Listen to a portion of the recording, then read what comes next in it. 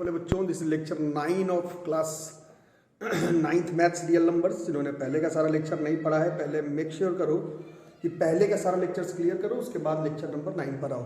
तो आज हम लोग एक छोटा मेथड कुछ और इस चैप्टर में बाकी उसको पढ़ेंगे। Today we will study about successive magnification method of representing real numbers on numbers line. ठीक है, ध्यान से देखना, बहुत सारे नंबर्स को हमने रिप्रेजेंट करना सीखा है। जो लोग रेगुलर क्लास कर रहे हैं, बार बार इस पर लेक्चर देने की जरूरत नहीं कि कई तरह का मेथड हम लोग देख चुके हैं नंबर लाइन पर रियल नंबर्स को रिप्रेजेंट करने का। उसी में से एक और मेथड है जो कि 8th में भी पढ़ना था, इसको हम लोग कहते हैं सक्सेसिव मैग्निफिकेशन। नंबर देखो, जैसे है 2.665, ये नंबर है 2.665। इस नंबर को हमें नंबर लाइन पर रिप्रेजेंट करना है 2.665। ठीक है, देखो क्या करना है, 2.665 नंबर लाइन पर किसके किसके बीच में आएगा, 2 और 3 के बीच में नंबर लाइन बनाएंगे। 2 को मेंशन करेंगे, 3 को मेंशन करेंगे, उसको 10 स्मॉल यूनिट्स में डिवाइड करेंगे। 2 से 3 के बीच में 10 स्मॉल डिविजन्स, 2.1, 2.2, 2.3, 2.4, 2.5, 2.6, 2.7, 2.8, 2.9, 3.0 मतलब 3। ठीक है, हमें कहां पहुंचना है, 2.665 मतलब ये जो 2.6 है और ये 2.7 के बीच में। तो अब हम लोग फिर से नंबर लाइन बनाएंगे और इसमें हम लोग 2.6 और 2.7 इन दोनों को मार्क करेंगे और इसके बीच में 10 स्मॉल डिविजन्स करेंगे। करो, 2.60 और 2.70 के बीच में 10 स्मॉल डिवीजन, 2.61, 2.62, 2.63, 2.64, 2.65, 2.66, 2.67, 2.68, 2.69, 2.70। काम खत्म नहीं हुआ क्योंकि हमें 2.665 चाहिए। 665 मतलब 66 से बड़ा, 67 से छोटा। तो फिर हम लोग नंबर लाइन पर चलेंगे और इस बार 2.66 और 2.67 को मार्क करेंगे और इसके बीच में 10 स्मॉल डिविजन्स करेंगे।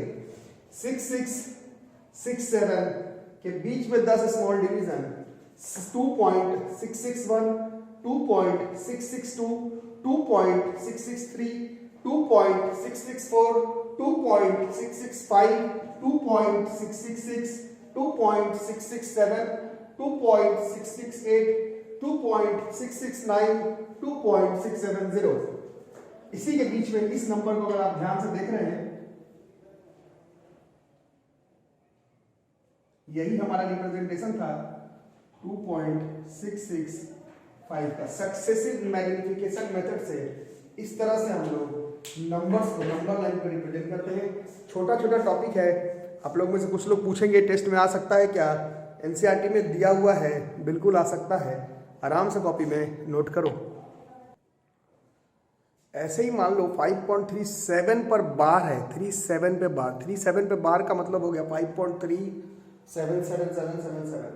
तो ऐसे नंबर्स को तो प्रैक्टिकली इम्पॉसिबल है नंबर लाइन पर रिप्रेजेंट करना, क्योंकि वो रिपीटिंग नॉन टर्मिनेटिंग हो जाता है।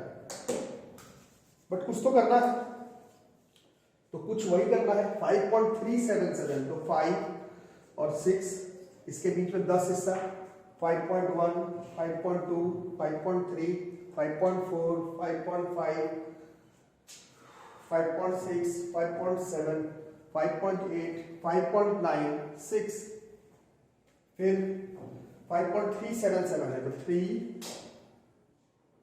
और 4 के बीच में 10 हिस्सा तोड़े, 5.31, 5.32, 5.33, 5.34, 5.35,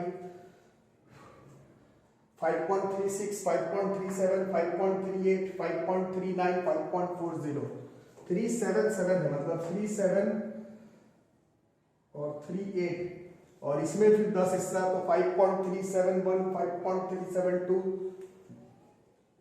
5.373, 5.374, 5.375, 5.376, 377, 378, 5.379।